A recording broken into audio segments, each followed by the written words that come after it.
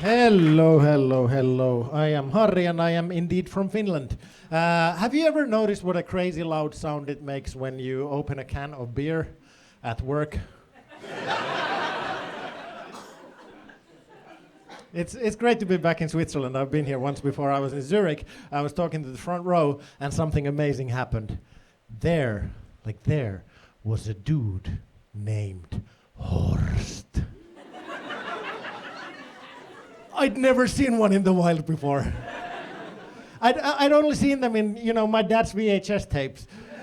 The ones in the back of the bedroom closet behind some towels, Horst. That is a ridiculously manly name. When the guy said his name, there was a second I didn't know if I should kiss him or invade Poland. I kind of want to change my name to Horst. And it would be Horst specifically, so if a friend of mine introduced me to a new person like, this is my friend Horst, I would always have to correct them like, excuse me, it's pronounced Horst. Would spice up the bedroom a little bit too, my wife going, oh my God, that feels so good, Horst. I feel like Horst is the sound effect of Arnold Schwarzenegger having an orgasm. It doesn't come out of his mouth.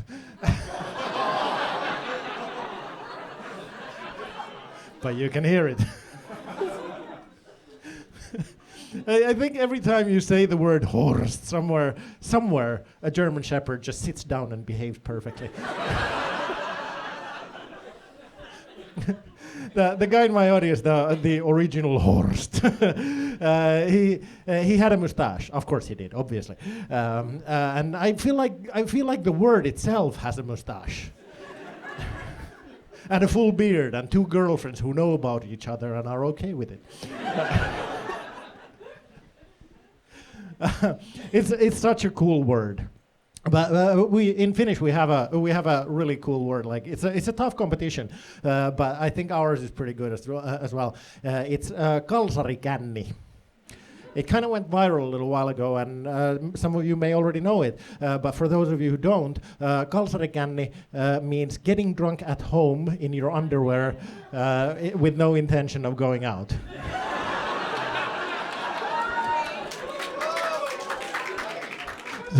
You had already heard it, yeah. And you can imagine when the pandemic hit, and everybody in Finland was like, "This is what we've been training for." My wife, who is Brazilian, her drinking culture is very different. Like, for example, if she's had a little bit too much, she's had like one too many, she'll stop drinking.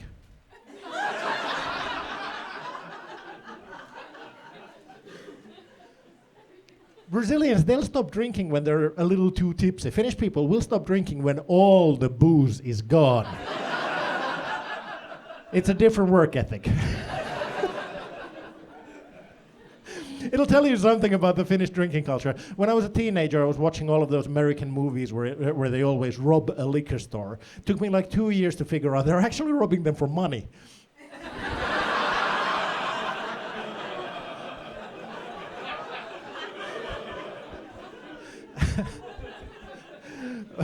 One American movie that I saw, E.T., of course there's no liquor store robbery in E.T., that would be weird in a children's movie. But even in E.T. there's that scene where E.T. goes to the fridge and he finds some beer and he drinks all the beer in the fridge and then he's all drunk and it's cute and it's funny, which I find super unfair because when I do that I have a problem. And I need help and I'm not allowed at that supermarket anymore. Even though I told the security guy I want to phone home. I live in Helsinki, and there's a tram stop just outside my place. And one day I was leaving home, and at the tram stop on the ground, there's a very, very old man lying on the ground like this, having some kind of a seizure. And as I started walking past him, like a good Finnish person does, I didn't want to interrupt. He reached out his hand and he called out to me, get some help, and I stopped, I looked at him, I took a big swig of my hangover vodka and I told him, fuck you, I can quit whenever I want to.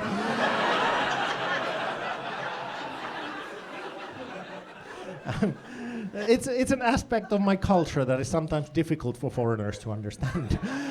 One time I was in the U.S. I was in California at this dive bar getting hammered for no reason, like you do, and this California woman comes to me and starts preaching to me about alcohol and the dangers of alcohol and how she can have fun without alcohol. And I was like, bitch, I'm from Finland, I can have alcohol without fun.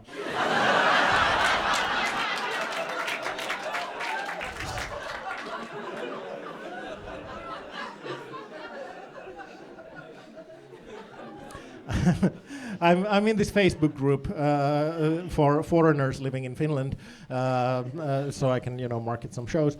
It's a very exclusive group. It's called British People Living in Finland and anyone else who wants to join us. One time there was a British lady who I guess maybe she was new to Finland. She was very upset about the Finnish drinking culture. She was asking the group, like, why do Finnish people drink until they pass out? And I had the opportunity of being the first to explain it to her. I told her it's very difficult to keep drinking after that point.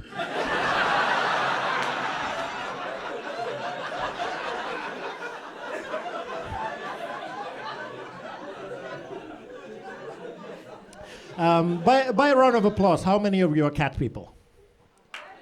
Cat people.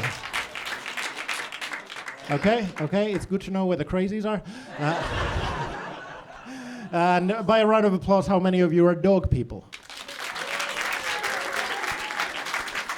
Maybe a slight majority, but that makes sense to me, because obviously I'm a dog person. What would I even be without a dog? I'd be some crazy person in the park with a bag full of shit.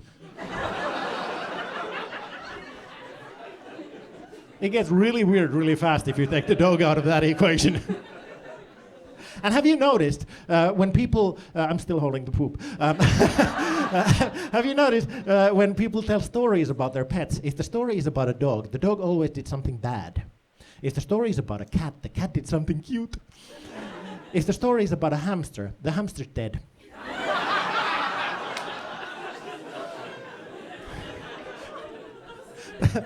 There are no other kind of hamster stories. That's kind of all they do. A hamster is basically just a way to teach a child about mortality. One time, I was at a pet shop getting some dog food, and there were these two guys there at the same time, and one of them was there, I guess, for emotional support, because the other guy was getting a hamster for his small child as a birthday present, apparently, and he was not happy about it. He was kind of muttering to his friend, like, I hate spending money on these things that are just gonna die anyway. And I couldn't help myself, I had to comment. I said, yeah, and you have to buy them hamsters too.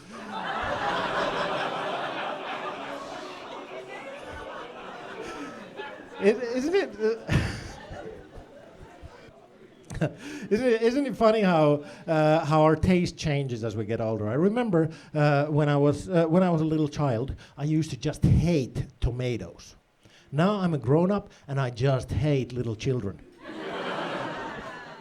Because they're difficult. Little children are difficult. You buy them a really nice, really expensive present, and then it turns out they just want to play with the box it came out of. I kind of feel that way about the children.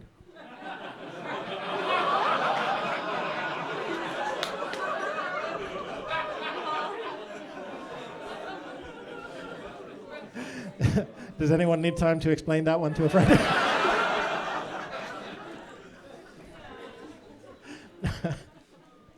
So I have a little child.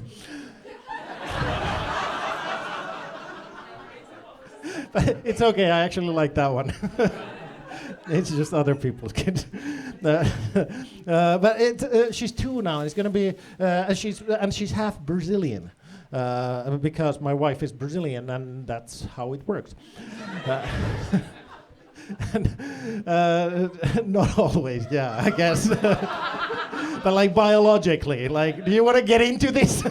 I'm being filmed over here. Anyway, it's gonna be interesting watching her grow up as this like intersection between two very very different cultures. Because Finnish people, we're like introverted. We're not very social. Brazilians, they are so goddamn social, to the point where you send a Brazilian friend a text message, they might call you back.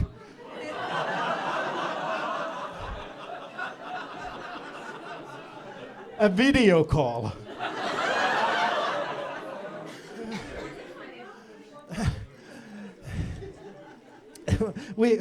And these little niceties are super important to them, like tudo bem. Tudo bem means how are you, and you answer tudo bem. Everything's good. That's what it literally means. It's like everything good, everything good, everything good, everything good, everything good, everything good. Tudo bem, tudo bem, tudo bem, tudo bem, tudo bem, all goddamn day.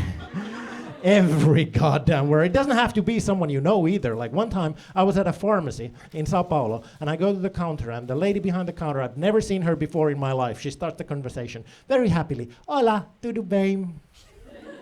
And as I said, the diarrhea medicine on the counter.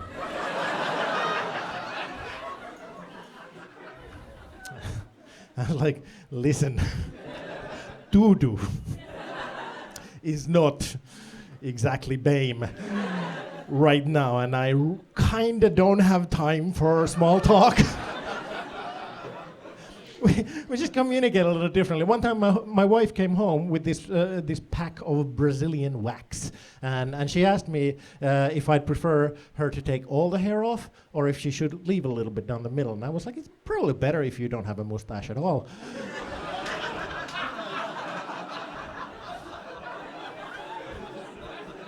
And then we both laughed because my wife knows damn well who's the hot one in our relationship, and it's not me.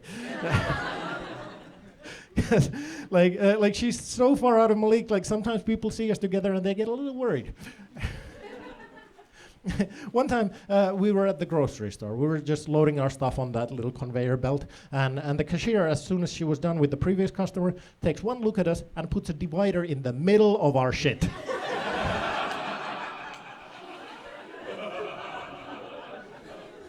One fraction of a second it took for her to be like, yeah, colleagues is best. It's we got married 7 years ago, and it was a very international event. Of course, we had Brazilians, we had Finnish people, we had some others too. So we did the whole thing in English. So at my wedding, just like in the movies, I got to say, I do. And my wife said, you'll do.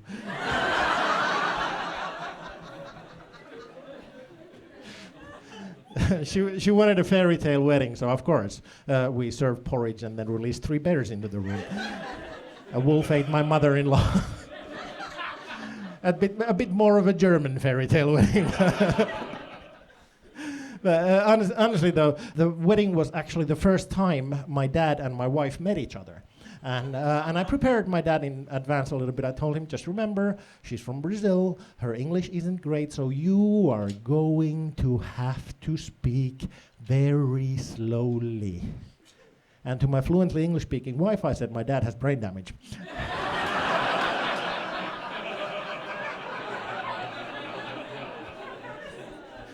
You know when they say it's the best day of your life? It really is. But then a couple of years later, we started thinking about having a child of our own, and you can imagine, like at this point, we've been together for a decade, and I'm well into my 40s at this point, and so we had to use some imagination in the bedroom to get things started, often enough to get some results. First, we tried some tantric sex. If you're not familiar with tantric sex, it's kind of like a DHL delivery. You stay inside from 5 p.m. to 9 p.m. and nobody comes.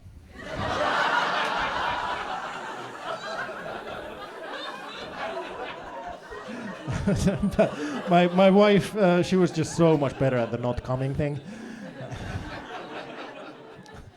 Something about years of practice. So we had to try something else. We started experimenting with some role playing. And one game that we like to play a lot, we call it The Fast and the Furious. First, I'm fast, and then.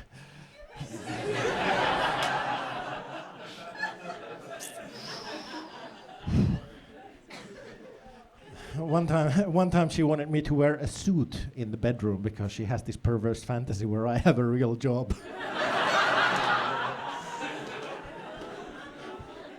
Can you imagine? Like wearing a suit and getting it up in this economy. But we did get her pregnant, and parenting.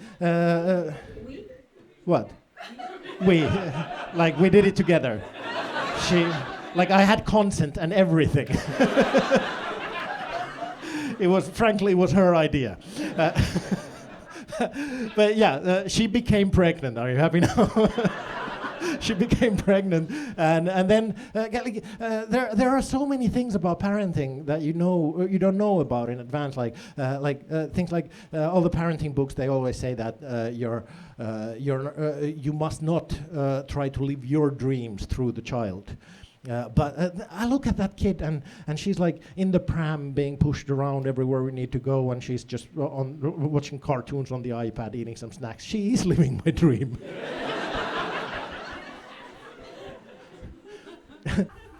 The one difficult thing was naming such an international baby, because we needed a name that works in both languages, especially because my name, Harri, is very difficult for Portuguese speakers.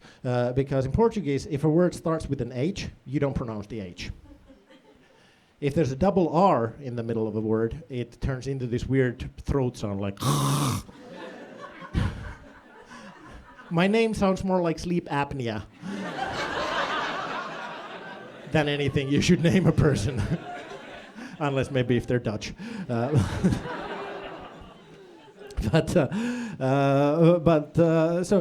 So we figured if it's a girl, we'll name her something like Anna, because anyone can pronounce the name Anna, right? It doesn't matter if you're Finnish or Brazilian or Chinese or Zulu or even Austrian. Anyone can pronounce the name Anna, right? And if it had been a boy, we absolutely would have named him Horst. Thank you, you've been a really fuckable audience. Get drunk tonight, there are sober children in Africa.